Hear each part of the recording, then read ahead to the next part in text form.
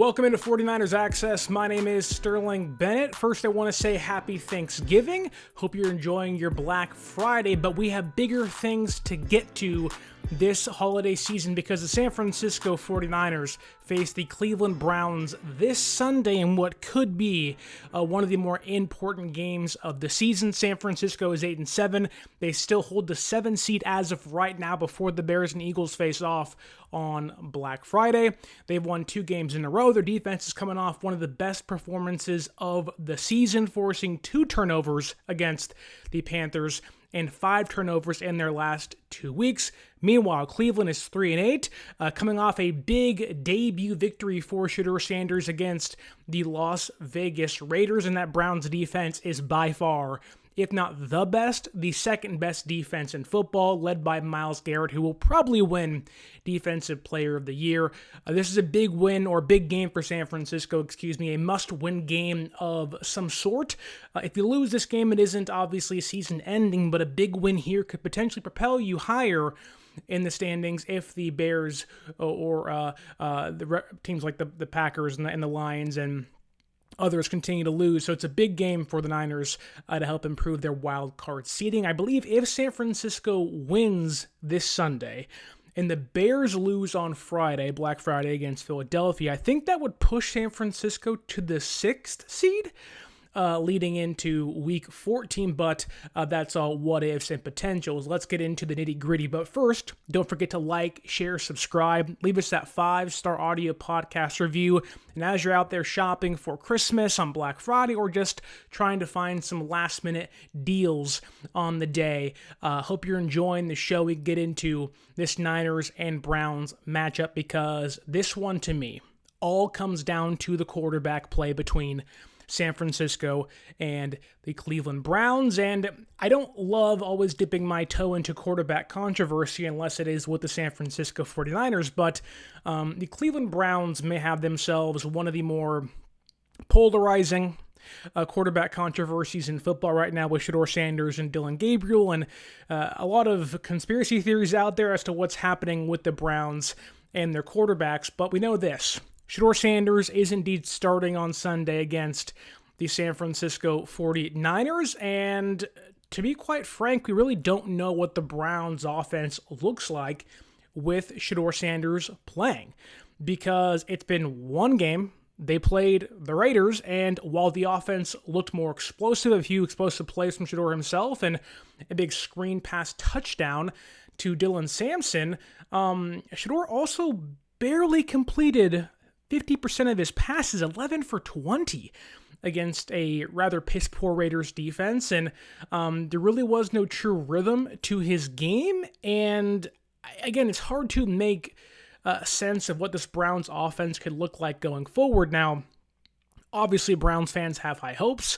The Shedeur fan base certainly believes he can become one of the better quarterbacks in the NFL given time, and he hasn't been given that time a lot throughout the year, obviously being this team's 4th-string quarterback, then it's 3rd-string quarterback, and now it's first-string quarterback after spending the last 4 weeks or so being their 2nd-string quarterback. So he's had quite the rise up the depth chart, but I just truly don't know who Shedeur is. Now, out of college, he was explosive, he was flashy, but didn't really possess the traits you want of a first-round pick.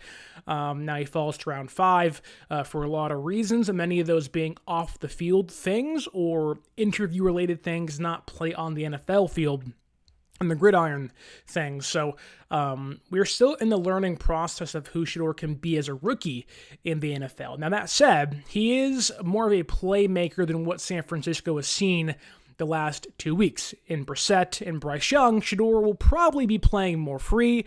He'll take more chances downfield. He'll look to make some bigger plays, and I believe those 2 previous quarterbacks will, which is shocking because Brissett threw for 500 yards and 50 dropbacks, and Bryce Young somehow has the Panthers being in the wild card hunt, which they don't deserve to be there right now. And we saw, if you watched the show last weekend, that Bryce Young really just does not push the ball downfield. I think the opposite will be said for Sanders. I think he wants to take shots, he wants to flash, he wants to do big things, and I think Those are really good traits in a quarterback that if you're willing to take shots downfield, awesome. Like that means you are going to either hit or miss, but like Michael Scott said, you are going to miss 100% of the shots you don't take. So in Shedeur's case, and in San Francisco's defensive case, you better be on your toes, and it's a good thing for the Browns, who their backup quarterback, will hopefully, potentially, be able to make their offense more explosive. Now, I know as of recent, it hasn't been a problem for San Francisco's defense, the broken play, the mental lapses, but we have seen at times this season, mainly against, some of the best quarterbacks in football, Stafford, Baker Mayfield, even times against the Houston Texans, who I know aren't great, but are playing better football as of recent, with Stroud off the field. It just, you don't know which Niners defense will come to play. And that, to me, is one of the bigger factors where you have a quarterback that has nothing to lose. Like, either you love him or you hate him. If you love him, you're always going to love him. And if you hate him, he doesn't care you hate him. And I don't know if he's playing in for his future in Cleveland. I don't know if he's playing for his future elsewhere. But Shedeur has nothing to lose. His back isn't against the wall. He's playing free. And I think he doesn't play football with the mindset of I might mess up, which most backups do, right? They run the offense and that's it. Shedeur doesn't do that. Shedeur doesn't run the Stefanski offense and, stays within the rhythm of things. He wants to make his own bread and butter, which, that does make him, despite some faults in that mindset, it does make him a more dangerous backup quarterback to play against a Browns team that has one of the best defenses in football and can hopefully hold San Francisco to under 20 points. If they can do that and the Niners defense doesn't come to play and they miss tackles and they get beat over the top, we could be in for a trap game, which I don't think classifying a Jim Schwartz, Kyle Shanahan bout really is a trap game, because Schwartz has the upper hand at 9-1 over Kyle Shanahan in their defensive coordinator, offensive coordinator, head coach matchups so far. So a lot rides on San Francisco secondary, who looked phenomenal against the Panthers, minus one play. Like, they looked really good. The communication was on point. They were staying in their zones. They were passing off, players and their routes. They were limiting big plays. And I think the big question is, who comes to play, really? Can San Francisco's defense continue to do that? Continue to, be communicative and have their young defense make tackles in the flat and, play disciplined and whatnot? Or will Shedeur break out in his second career game? I think those two things are both on the table. I think, two of those things are the biggest keys in this one for the 49ers. And I think, they are kind of in two boats here, where one, you could be thankful you're playing a backup quarterback, in week 13 on the road in Cleveland, which may be a snow game for all we know. Or you could be in a boat where your defense comes out flat. They've won a couple games in a row. They're feeling themselves, and they come out too cocky, too arrogant. They're over-pursuing on plays, and Shedeur makes them pay early. And if it's a snow game and you have Brock Purdy in the snow and the rain, scoring 13 points may be hard for any team. And you're playing, again, one of the best defenses in football. That could be night-night. Now, I don't think that'll happen, but that's a possibility. This Sunday against Cleveland, 10 a.m. On the West Coast, 1 p.m. in Cleveland. But thankfully, the Niners, if this game does turn into a snow game where the first team to 16-20 wins, I don't really trust the Cleveland Browns rushing offense. So far this year, they rank 28th in yards per game. Now you can sum that up to maybe being behind a lot, having to play catch up, but that really hasn't been the case in a lot of their games.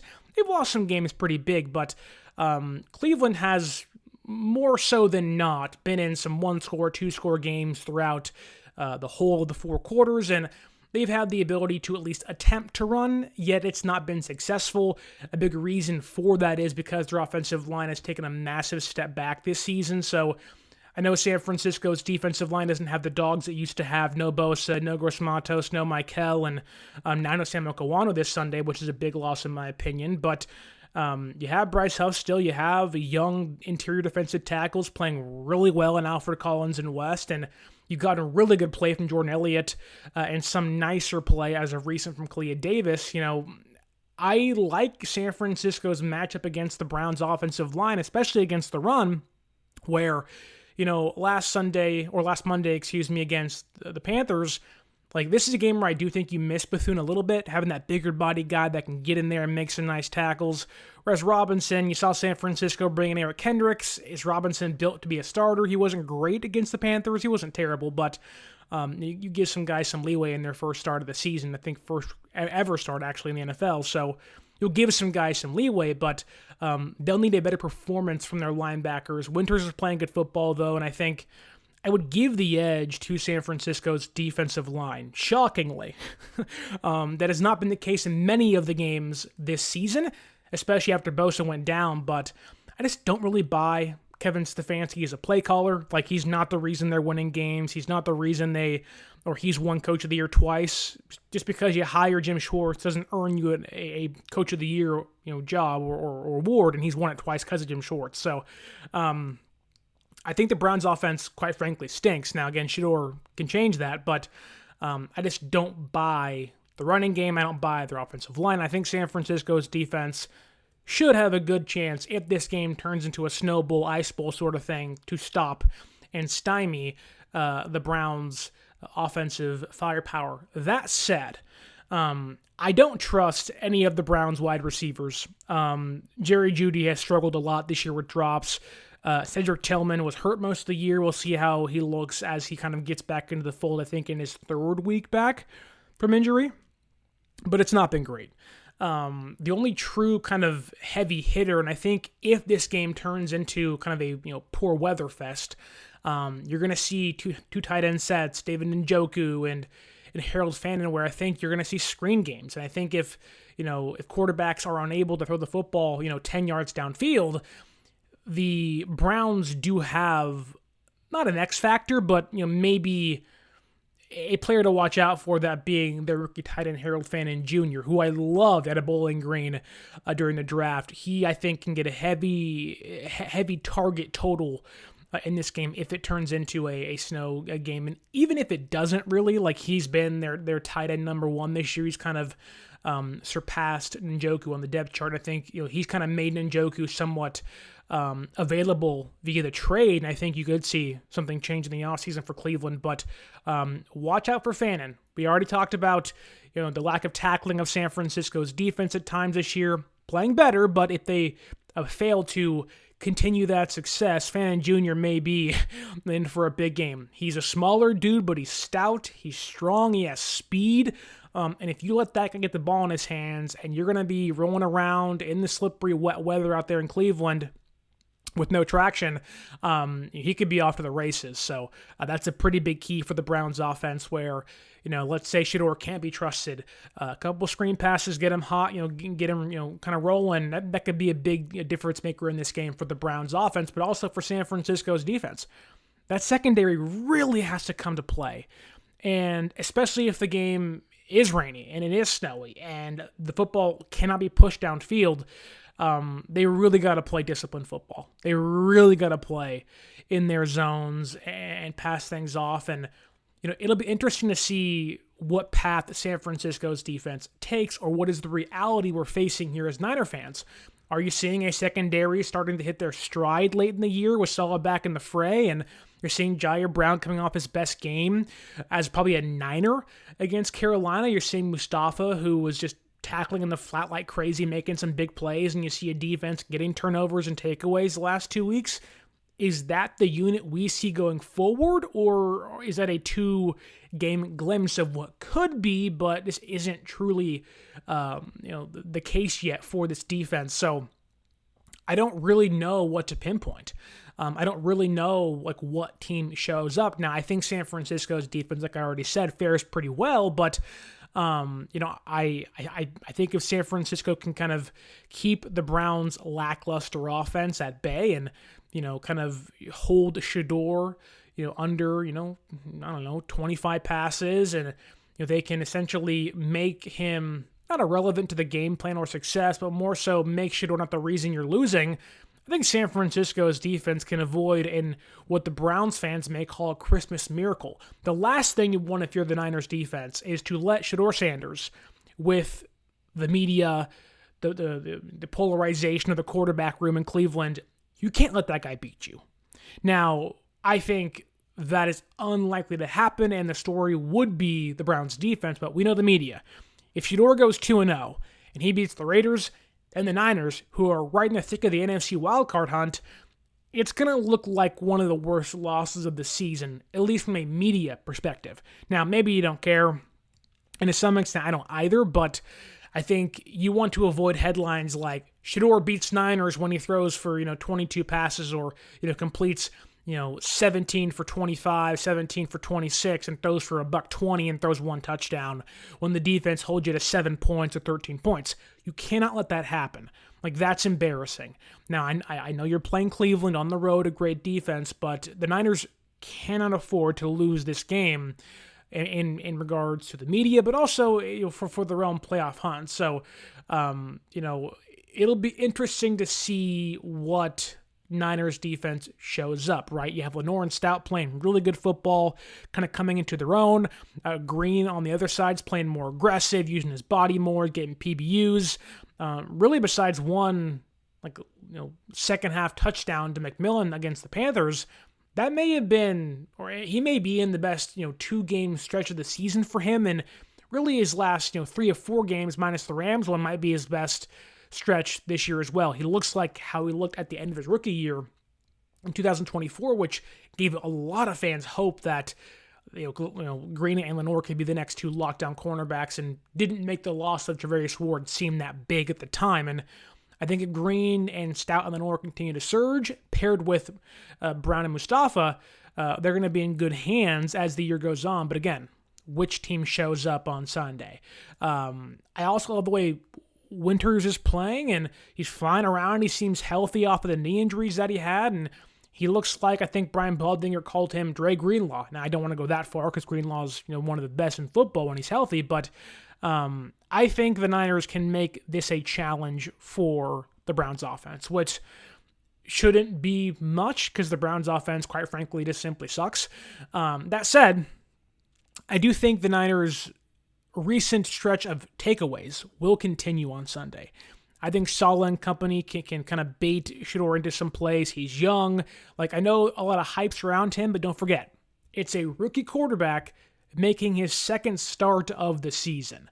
Those are quarterbacks, despite I know I'm kind of hyping him up to some degree, those are the guys you want to play in the midst of a playoff hunt when you want to go on the road and beat teams. You want to play young teams or young quarterbacks like this. Now, it makes them more dangerous because of the unknown factor, but you almost are begging to play Dylan Gabriel and Shedeur Sanders, and you're hoping that other teams are playing their backup quarterbacks for you as the year goes on, and as you play the Colts and as you play, I don't know, the Titans, and you want to play backup quarterbacks and young quarterbacks that maybe you haven't seen everything yet and are more prone to making mistakes. Well, Shedeur didn't do that against the Raiders. I think in Game 2, you can kind of make him or force him into mistakes. I think San Francisco, the way they're playing defensively, will hopefully be able to take advantage of that. One key to kind of stopping Shedeur, in my opinion, and we'll go to the Niners offense next, mainly Brock Purdy, is I would shockingly not blitz Shedeur. And the reason I say that is that you almost want him to make a mistake. You almost want him to put the ball in the air because he will take chances. He'll be gutsy. He'll make some plays. Now, he's more mobile than other guys you played as of recent. He'll use his legs, unlike, Bryce Young and unlike Brissett. And albeit he isn't the most mobile quarterback in football, no one's saying that. He will extend plays with his legs. He'll get out of the pocket. He'll maneuver. But it'll be interesting to see him go from playing indoors in Las Vegas to playing outdoors in the snow, where to be fair, didn't watch much Colorado football. I don't know how much he did that at the collegiate level. So, we'll all kind of get a new experience of him if the weather progresses as it seems to be going for this week leading into the Week 13 matchup. But I wouldn't blitz him. I know a lot of people would say young quarterback, blitz him early, go back to Brock Purdy's first career start against the Buccaneers. They blitzed him the very first play. They hit him early and they thought they can rattle him, and it didn't work. Now, I'm not saying that Shedeur is Brock Purdy by any means. What I'm saying is more so of you can blitz him early, but I don't think you should blitz Shedeur often. I think that you want him to throw, you want him to make mistakes, you want him to kind of lead himself down the road of an interception or a fumble or whatnot.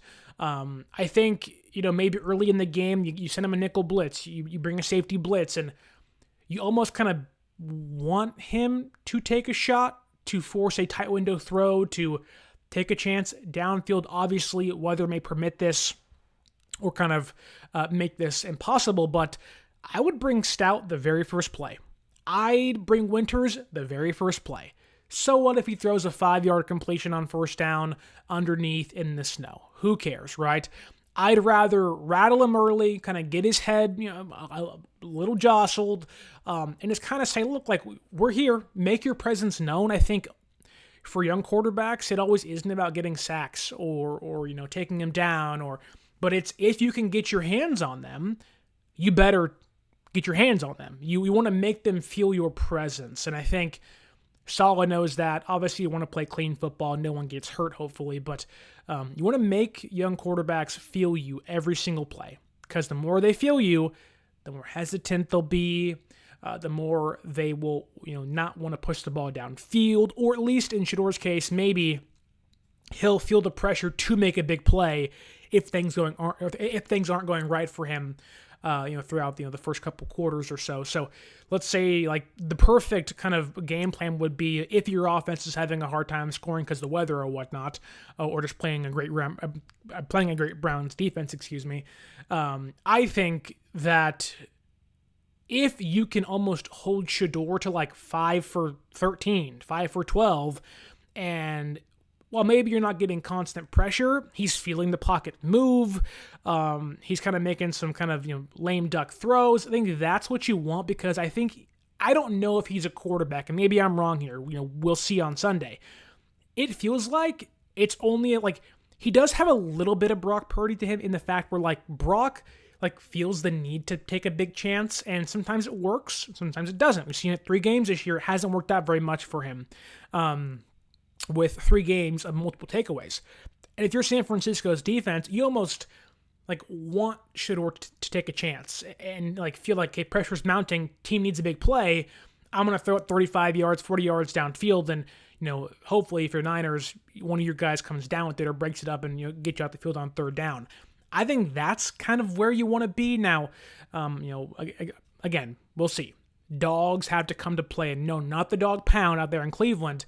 But this, to me, is a big game because there's so many unknown variables, a lot of them being on the Browns' offense, and this is a big task for the Niners' defense.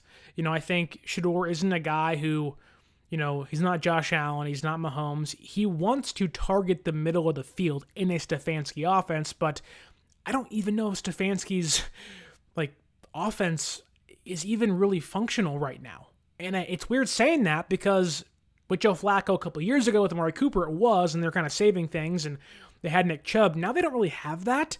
And if the Niners can get the Browns into 3rd and longs, which this Browns offense has not really shown the ability to get off the field or stay on the field on 3rd downs, especially with Shedeur, the Raiders could have won that game against Cleveland last weekend. It really could have.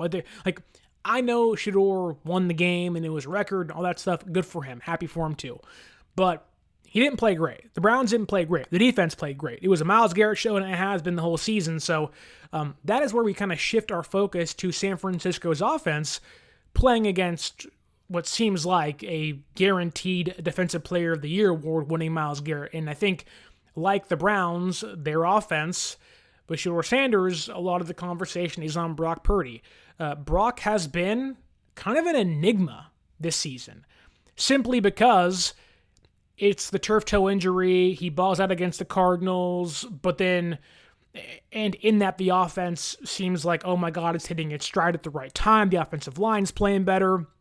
They're getting healthy. Pearsall's back. Purdy looks really good. He's showing some, pocket awareness and mobility, but then he plays the Panthers on primetime Monday Night Football at home, and he throws 3 picks, lays an egg. They win the game, but they kind of win the game in spite of him. Now, he had couple of good drives mixed in, but, Brock Purdy played losing football for 3 drives, and it was back to back to back, which made it worse.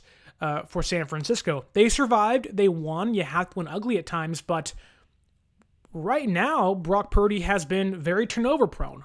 And when you're playing the best defense in football, or one of the best defenses in football, with probably the best defensive line and pass rush in the entire league, you're not going to feel what was the last ranked pressure rate from a pass rush of the Panthers. You're going to face the number one pressure rate, so you're going from dead last to number one.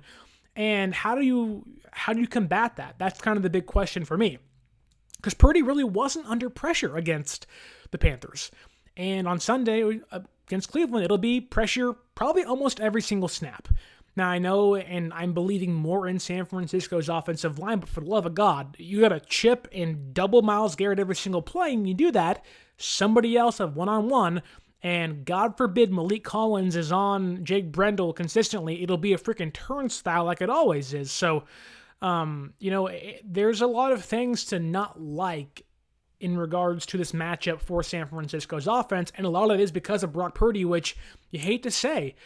If it rains, if it snows, like, what does Brock look like? There has been some problems where, against the Ravens, Sunday Night Football, Monday Night Football, on Christmas Day a couple years ago, then even against the Rams last season, albeit he wasn't terrible, he made a lot of mistakes and turned the ball over a handful of times. So, not all INTs are created equal, but he's been a rather turnover-prone quarterback this season. Three of his four starts, there's been multiple picks in those games. So, how does Brock go from battling again, one of the most mediocre, worst, defensive lines in football, getting to the quarterback, to playing the number one defensive line in football, getting to the quarterback? Quite frankly, it just can't happen the way Purdy has played. If Purdy continues this trend, this team is going nowhere. Now, they can win, some close games, and they have so far this year, and that's great. But if they want to go to the playoffs and they want to play teams like the Bears and go on the road and play the Packers, like, this team is going to have to go on the road unless the Rams and Seahawks collapse, and have to play teams like Philadelphia, teams like maybe the Rams, teams like Seattle, teams like I don't know, the Buccaneers. It's not as if you get a free ride being the 6 and 7 seed. And the way things are trending, you love what the Niners can offer on paper, but if Purdy keeps playing like this, you're not going to get far, if anywhere at all. So San Francisco, mainly Brock Purdy, really has to kind of tighten the screws on things. And if this game is a snowed out, ice bowl, I almost think that might benefit Brock, not because of the weather in his smaller hands, that's a problem in its own self, but I just think, you have to nearly play perfect against this Browns defense. They'll get takeaways. They're averaging 1.5 per game this season. They want to get takeaways. Brock is going to fumble in this game because a tackle gets beaten, he gets laid out. It's going to happen. I can almost guarantee that. And if it doesn't, I'll be very shocked. You can just see it now, whether it's Trent, whether it's Colt McKivitz, that Brock drops back, doesn't see Myles Garrett just blow by somebody, or he scrambles and he tries to turn and run, and the ball gets knocked out of his hands, and Myles Garrett gets a sack and a half and a strip sack, right? And you're just like, oh my God, how did it happen? And, God forbid that's in your own red zone, which Brock against the Panthers threw a pick in his own red zone. Again, you can't play that way. And I think that with it maybe being snowy or raining, whatever, God has in store for us this Sunday, or Mother Nature has coming for us on Sunday in Cleveland, I think maybe not being able to push the ball down still may favor him now, and kind of limit the risks in his own mind of I won't take a shot because I can't take a shot right now. Now that's a mentality thing, and Brock will do his own thing, and that may not be the case, but it may benefit him, kind of calm him down. Maybe I'm wrong, and maybe I sound kind of ridiculous, but I think that might help. Now, it also could give the Browns defense, stack the box and let's have some fun and let's lay some dudes out, and then you get in trouble, and you're kind of hoping the game looks more like field-wise, not a game in the mid-2000s where it's Philadelphia against Buffalo in the frigid cold and there's snow all over the ground and there's snow on guys' helmets and whatnot. You're hoping it's kind of like the game last season against Buffalo where the field was icy, and I'm sure it hurt to get tackled a lot more than it usually does, but, the last thing you want to do is, have snow, 5 inches of it, 3 inches of it. You want to have a cleared out field, which most places now have heated fields. Hopefully that stays the same. I don't know what Cleveland has out there. And hopefully they can have the field conditions not be a mess. But, quite frankly, you hope it doesn't snow or rain at all. Which there's been some mixed reporting on the weather. Earlier, a couple days ago, I think on Thanksgiving, it was that it was going to rain in the morning, but then it was going to die down. Now it's going to rain all day, then it was going to be rainy, then snowy. And so, I'd rather it be snowy than rainy for Brock's case, because snow really won't make the ball that slippery. It's more manageable for a quarterback. He's not going to wear gloves, which I get that. Gloves can be a problem. Your hands have natural traction, which can hopefully help. But I would rather it snow than rain. If it rains, it's not going to be good for Brock. And I think you're in for a more similar to the Browns offense, more screen heavy, George Kittle, Christian McCaffrey type game. But that said, you look at what the Browns defense had done against the pass this year. Right now, they're allowing the second lowest passing yards per game, and only at home this year allowing 132 yards. That's the lowest in football. So you're getting, even with how poor the Browns offense has played and how much the Browns defense has had to been on the field and save some of their games, you're still getting the best pass rush, the best passing defense practically in football this year. And they've made some deals. They traded away Greg Newsome for Tyson Campbell. The secondary's playing good out there in Cleveland. So they are. It's gonna be tough. It's gonna be really tough. The Browns also have the highest sack percentage of any team in the league. So for all you out there who aren't buying the surging Niners offensive line, this is a game for you. Right now, Myles Garrett is essentially, a ghost of Christmas future, Grim Reaper style defensive end going against, Ebenezer Scrooge, that being Brock Purdy. And it's going to be a lot of bah humbug if you want to get really into the Christmas spirit. Purdy will not have time to throw. Purdy will have to get the ball out quickly. I'm thinking screen passes. I'm thinking quick outs. I'm thinking get creative, do some end arounds with Pearsall, and you're going to have to find a way. I think this is a big Brian Robinson game where if it gets muddy and it gets nasty and dirty and gritty, and I'm thinking back to that game against Washington in 2019 where Garoppolo threw 9 passes and pretty much had to complete 2 third downs and the game was over. And that was a 9-0 win on the road, the big, sliding defense in the mud game. If that's what a game like this takes, by all means get it done. And I don't think it'll change too much in the outlook of the 49ers season, but I think for Myles Garrett, man, there's nobody else like him. You have Micah Parsons having a good year. Niner fans love Trey Hendrickson. We love Nick Bosa. When you talk about the elite level guys, Myles Garrett is somehow a step ahead of them. He's a future Hall of Famer for obvious reasons. He might be the best defensive player of the last 20 years, and that's a lot of dudes. You're getting into Ed Reed's and Ray Lewis's and Patrick Willis's, and those guys are linebackers, but, Michael Strahan's and Asa Umenyiora and all those guys, and I'm sure I'm missing a lot of dudes involved in there too. Trent Cole and, just a lot, Javon Curse, a ton of guys I'm forgetting, I'm sure. Alden Smith, I'm sure, is in there too. Myles Garrett is just the dude. He's probably going to beat Strahan's sack record this season. He's better than TJ Watt. I know he's probably pissed off signing that brand new contract this offseason, getting burned. But there does seem to be some kind of rejuvenation factor with him. And I'm sure now that Shedeur Sanders got him a win, you saw his eyes on the sideline during his big, 50-yard throw downfield, kind of off one leg of oh my God, I may have a quarterback. I do think Garrett will have, although it's always going to be there, I think, he will have maybe some more motivation of I have a reason to play harder now, and he already was playing at the best level in football. I mean, you go to the numbers here. Myles Garrett this season, which keep in mind, a 10% pass rush win rate is a serviceable starter. So Like 15 is like really good. 20 is like you're astounding. A 20 was like what Will Anderson was doing when San Francisco played the Texans, or Danielle Hunter was doing when San Francisco played the Texans. Myles Garrett, so 20 is like elite, you're incredible. Myles Garrett has a 27.8% pass rush win rate. Nearly a 30% pass rush win rate this season. That is elite of the elite of the elite. Like, oh my goodness, you are clearly playing the best edge rusher, pass rusher in football. And what doesn't help now is that you are also playing Malik Collins, who was on San Francisco last year, didn't have a great season, but was a good pass rusher.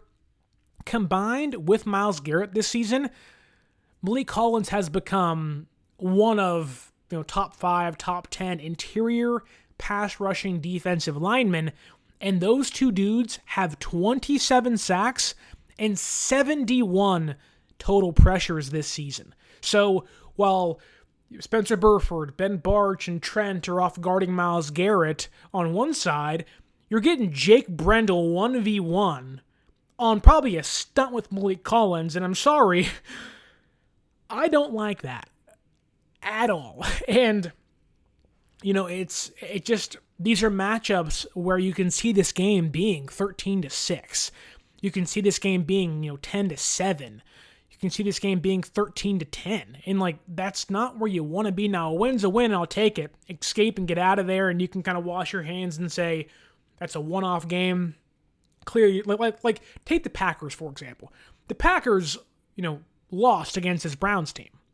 And I think most Packer fans would say, it took a Herculean effort from the Browns defense, which happens almost every single weekend nowadays, but that game wasn't in the snow. You can kind of go, okay, it took, 1,000% from the Browns to win that game. And if you're the Niners, how big of a win would it be for you if you go into Cleveland in the snow, in the rain, playing a great defense, and you somehow kind of eke things out?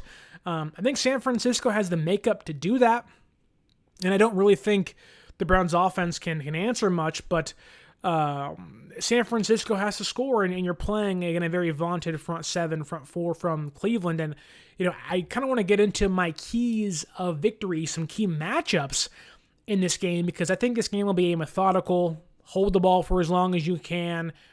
If you can keep the ball out of Cleveland's offense's hand, and you can keep their defense on the sideline, in the rain, in the snow, and some bad weather, I think, take the game against Carolina, for example. That first drive for San Francisco is 15 plays, 75 yards, 8.5 minutes. That's almost what you want to do. It may have to do anyways because of the weather, but that's what you want to do all the time. And I think in this one, the Browns defense is not a great tackling team on the boundaries especially. Denzel Ward, a 21% missed tackle rate. Carson Schlesinger, who's been a tremendous draft pick out of UCLA this past year, a 14.1% missed tackle rate. And even their starting nickelback, whose name I'm forgetting off the top of my head, has a 24% missed tackle rate. I think you get the ball into CMC's hands and Kittle's hands in the open, and this dare Cleveland's guys to tackle you. And if it's snowing and raining, the odds would kind of be in your offense's favor to be able to break a tackle, or a guy kind of slips and misses and you can gain a couple extra yards and whatnot. So, obviously, guys will be slowed down. You're not going to see dudes flying around making plays, and that may slow down Christian McCaffrey. It may slow down guys like Harold Fannin Jr. on Cleveland's offense, but you got to force the Browns to tackle you. If I'm the Niners, I'm doing end arounds. I'm getting the ball to CMC and Kittle in the flat and daring the Browns defense to kind of come get you. And I think if you can make some guys miss and kind of get the ball out of Purdy's hands quickly, avoid a maybe further injury to his toe, and avoid Myles Garrett going berserk on the guys on the offensive line, you can win this game. I really believe that. Now, that seems like the most obvious game plan ever, and I'm sure Jim Schwartz knows that.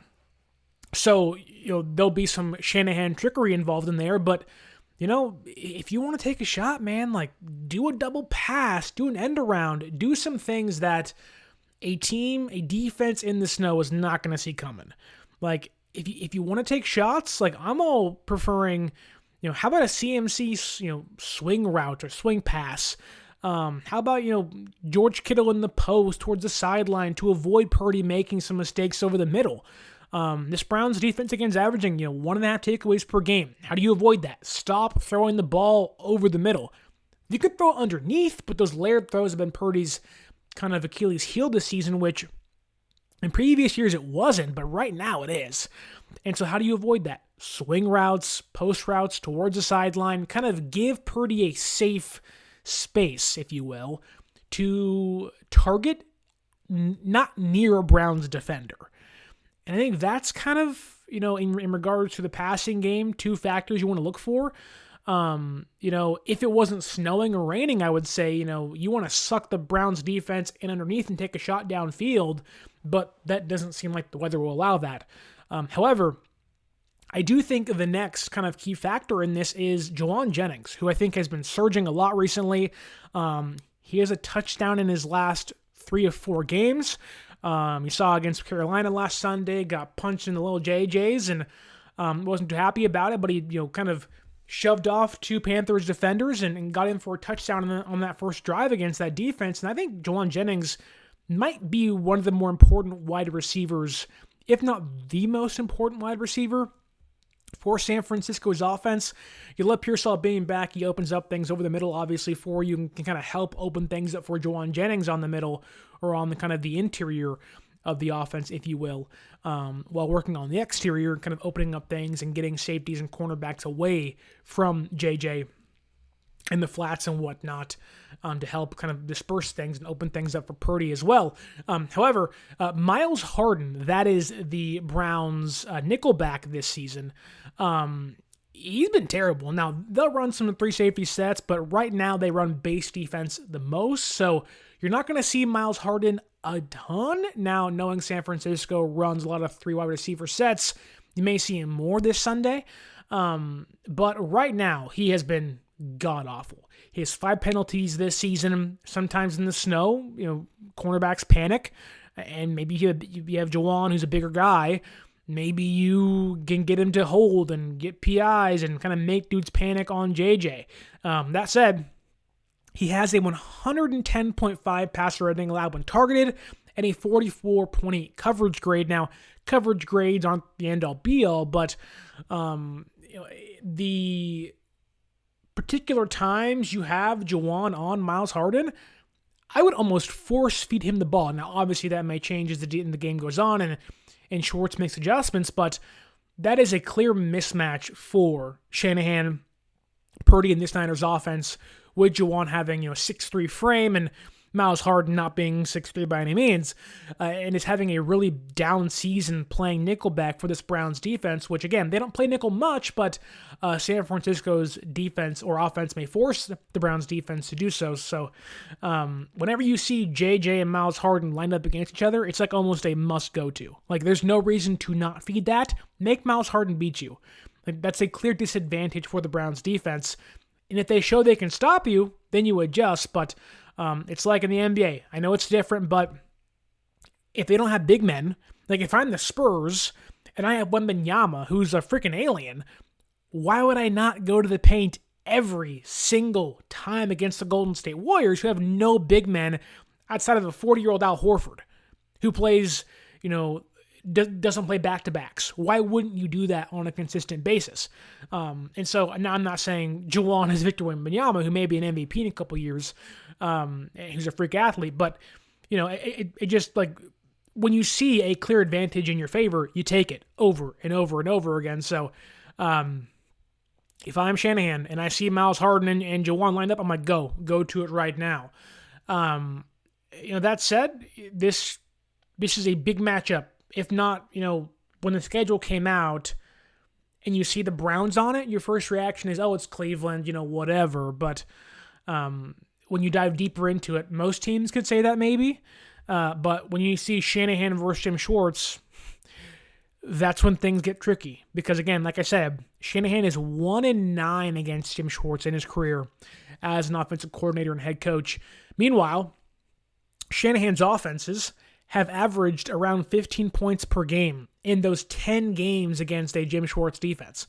Not great. Now, it may take 15 points to win this game, so maybe it's not too bad, but I just think that you almost want to take the ball, keep it as long as you can, and essentially wear down the Browns defense, which that's a really hard thing to do, but it may be kind of the most obvious yet, biggest key to victory in this one, while also just feeding underneath and hoping that the Browns defense can miss, which they've shown the ability or the inability to tackle a lot this season on the boundaries with their cornerbacks and Carson Schlesinger on the inside. But we talked about weather a ton. I feel like I've mentioned snow and rain a billion times in this episode, and I think it really sucks to have a quarterback who's not played well in the rain. Now, is it a physical hindrance? It seems like it is for Purdy, which thankfully you play, in California in the winter, but when you have to go on the road in winter times, especially in the Midwest or on the East Coast, you're going to run into games like this. And the weather has not favored Brock Purdy in most of his games. Now, you go back to the game against, like I said, the Ravens on Christmas Day, and that didn't go his way through 4 picks, and that was a nightmare, and that showed to be a one-off game because the next week against the Commanders, they blew him out of the water, and it was like, oh, whatever. But the last time Brock Purdy played a Cleveland Browns defense, he went 12 for 27, 125 yards, a 39.8 rating, was sacked 3 times, and threw 1 pick. Now, that was a game where Debo got hurt early against Cleveland, and it kind of, threw the playbook out the window and the game plan out the window. And I think Trent may have got hurt in that game. That was a game where there was a big scuffle. Now, the Niners should have won that game. Jake Moody missed a game-winning field goal, and there was one big final good drive by Purdy at the end. But they lost that game to Philip Walker III. It was ugly. On the road, it was just nasty. That said, Purdy didn't play good against a Browns defense at the time. Had a lot of similar pieces in place and probably wasn't playing this good at the time either. History is not on Purdy's side with weather and not on Purdy's side against the Browns and Jim Schwartz's defense as a whole. And then you add on to that Purdy on throws plus or 15 yards out against the Panthers last weekend or last Monday, it was really, really, really bad. On throws, fewer than 10 yards, 22 for 24, 7 yards per attempt, 1 touchdown. On passes 10-plus yards or more, 1 for 8, a 3.1 yards per attempt, and 3 interceptions. Against Cleveland, albeit this was, 2 years ago now, on passes beyond 10 yards, he was 2 for 10. I don't believe Purdy has the biggest arm, and I think he has shown the ability to throw the football downfield at a pretty efficient clip, but when you mix in recent struggles, you mix in the weather, you mix in a lack of success against Cleveland's defense historically in the one matchup they had against each other, it doesn't bode well for Brock Purdy.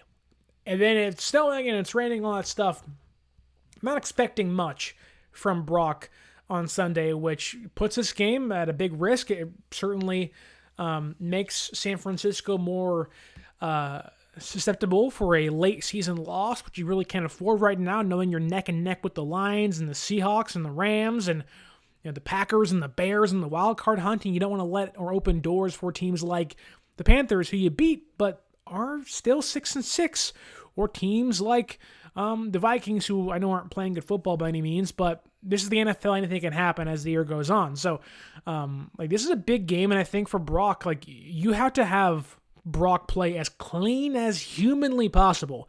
And quite frankly, even if Brock plays, let's say he throws for 180 yards and 1 touchdown and no picks, San Francisco could still lose this game. That's how the Browns defense plays. And that's how the Browns defense has kept them in games. A lot of their wins are 17-13, 16-13, 17-16. And that's with no weather issues. And so, Brock really has to play a clean game. Now, I don't think the Browns offense can answer, as I already kind of laid out for you earlier, but still, this is a clinch your butt cheeks kind of game if you're the Niners and if you're, Brock and the fans. Now, one thing I do think that favors the Niners, especially in a snow game, is their recent trend of running the football. Now, if you look over the last 2 weeks, take out the Rams game, obviously, that kind of seems to be an outlier as to how that game went, knowing that they were behind early, down 21-0 at the end of the first quarter. They were throwing the ball a ton in the last 3 quarters or so in that game. But the Niners are trending upwards with the run. 121 yards on average the last 2 weeks against the Cardinals and against the Panthers. Now, those defenses are not Cleveland, but diving into the recent Browns trends the last 3 weeks or so, they're allowing 124 yards per game against the Jets, who are not great. The Ravens, who had Lamar Jackson back, but that game also wasn't great. Then the Raiders, who just can't do anything offensively, and they just fired their offensive coordinator, Chip Kelly. Surprise, surprise, he wasn't cut out for the NFL. We know firsthand Chip Kelly does not belong in the NFL. I do think, though, that if you get into a grimy, nasty, dirty, muddy, snowy, rainy, 30 carries a game, and it's just, oh my goodness, first team to score, first team to 10 wins, I would probably favor Christian McCaffrey and Brian Robinson and Kyle Shanahan's rushing attack over Kevin Stefanski and Quinshon Judkins, who's, again, having a fine season, but the Browns' offensive rushing attack just hasn't been there. 28th in football so far in yards per game. Now, a lot of that comes down to tackling, and for how good the Browns' defensive line is, that may change, but a recent trend would certainly favor San Francisco in that case against Cleveland's defense. But again, this is going to have to be a near perfect performance to beat the Browns, at least beat that defense. But I do think the Niners can pull things off. I do think that, despite their faults and the very few ones the Browns have defensively, they slow games down. They get off the field on third downs. They force punts, but I just think San Francisco has the fortitude, where last year they didn't have it much, banged up all the hell and, this, that, and the other. Whereas this year, they got some competitive nature. They have some fire. They're playing good football. They don't look great. Purdy looks rough around the edges. I don't care, what some folks who cover the team tell you. There's been some problems, and, we'll be the first to let you know, oh my God, Purdy played terrible. And he's got to play better. You cannot throw 3 picks and expect to win games. I mean, in this game, you throw 1 pick, and it might be the end-all, be-all to it, and we're sitting here oh my God. And some of you out there maybe already saying play Mac Jones. But I also think those who are supporting Purdy, and I'm one of them, that I would not expect a game against the Browns to be the bounce back you expect, but it's about how can you get over the hump. You win this game, you're 9-4. You're in a really good place. You go into the bye week, maybe you get Yetur Gross-Matos back after the bye week, and maybe get some pass rush help on the interior. Maybe Bethune comes back after the bye week. Maybe Pinheiro comes back after the bye week. Maybe you get, Bethune back and Samuel Kawanu comes back, and maybe you get some depth reinforcements to help you against Tennessee and kind of that late push against the Colts and against the Bears and the Seahawks and whatever. But this is a big game. This is kind of like the gateway game, if you will, for the 49ers. You win this game, you get a week off, then you get kind of an easy re-entry against the Titans, and then you go on to kind of tune yourself back up to playoff level teams in week 16, 17, and 18. And the season's over at that point, and you're hopefully playing playoff football. But if you win this game, you are setting yourself up to being 10-4 after week 15 against Tennessee, and you got to take care of business. And if you are 10-4 going into the final 3 games of the season, 11-6 probably gets you in, or 11-7, 11-6 gets you in, whatever it used to be. 11-6 gets you in. And I think being 10-7 isn't bad. I think it's good enough to go to the playoffs. But for how bunched up things are with the Lions and the Packers and the Bears and the Vikings and the Panthers and the Buccaneers and the Seahawks, you don't want to put your fate in a different team's hand. And if you beat Tennessee, you can afford to lose against the Colts. Now you have to beat the Bears, but this game, this stretch, you didn't play great against the Panthers offensively, but you won. But you're doing what you got to do, right? Beat the Cardinals, beat the Panthers, This 4-game stretch in 5 weeks is the most pivotal one of the season for San Francisco. Can you capitalize on a weaker part of your schedule? The Browns are probably the toughest team you're going to play in this stretch, and you've handled the Cardinals by a wide margin. You played down to your opponent in Carolina with some unfortunate turnovers mixed in there by your quarterback. Can you somehow continue to roll? You ain't got to steamroll. You just got to roll. And so, what you can't have is that Thanksgiving hangover where you're stuffed full of food, you get up on Black Friday and you're like, oh my goodness, I think I gained 30 pounds and I look sluggish and slow. You got to tune the band back up and, get to work on Friday and Saturday. And, as you gear up for Sunday, it's a big game for the 49ers. And this game means a lot for Cleveland too. Like, the last thing you want is, again, to have Shedeur beat you in some capacity. And that's the headline on Monday coming in. And you're like, oh my God, yikes. A lot of eyes are going to be on this game. Beat the Raiders in Cleveland, whatever. You beat the Niners that are 8-4, 9-4, looking for a playoff win. Like, oh no. And so San Francisco's 8-4 now. You win on Sunday against Cleveland, you're 9-4, and you are setting yourself up to pretty much just need 2 more wins in the last 5 weeks of the season. You can play 2-3 at that point, and you're going to be just fine. So it's a big game. You got to have it, but a lot rides on this Sunday, and I think San Francisco pulls this one out. I'm going to alter my score prediction for this one. I initially had San Francisco winning 17-13. That was before the rain and snow was forecasted. I'm going to say this game is going to be, oddly enough, 15-10. 15-10, San Francisco wins. There'll be a missed PAT involved somewhere by somebody, probably Matt Gay.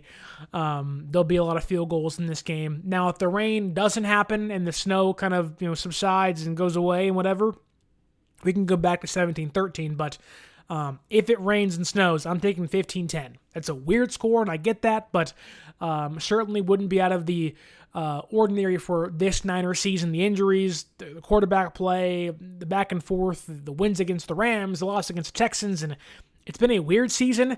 They have persevered thus far, and I don't see it stopping now, but this is the toughest game they're going to play in their, kind of this 5-week window they have with the Cardinals, Panthers, Browns, bye week, and Titans. So a big win. You win this game, you are pretty much on your way to the playoffs, barring a late season collapse, but this is a gateway game. You win this one, you're on your way. But that's all I have for you for today's preview. A Black Friday post-Thanksgiving, pre-December, Christmas time, a game against the Cleveland Browns, Week 13. Drop your comments down below. Do you think San Francisco wins or loses this game? What's your biggest fear? And what are you most positive about going into Sunday against the Browns? Hope you're enjoying your Black Friday. Hope you're enjoying or enjoyed your Thanksgiving. I know I did. I'm stuffed. I gained about 95 pounds, but 'tis the season, as they say. But enjoy the rest of your weekend. Enjoy Week 13. Come right back here after the game on Sunday as we react to the hopeful win for the San Francisco 49ers. But don't forget to like, share, subscribe, leave us that 5-star audio podcast review. Follow us on social media at 49ers_access is the X, or Twitter, 49ers.access is the Instagram, and use our promo code 49ersaccess, 49 ERS ACCESS at SeatGeek.com to save yourself $20 off your first purchase. The holidays are here. Christmas is right around the corner. If you want to get your loved one a discounted tickets to see the Niners, the Warriors, whatever team you root for, concerts, I don't know what you want to do, but if you want to do something out in public and you want to buy tickets, use that promo code 49ersaccess and save yourself $20 off your first purchase. Okay, folks, enjoy the rest of your weekend. Enjoy your Black Friday. And as always, my name is Sterling Bennett. And until next time, stay faithful.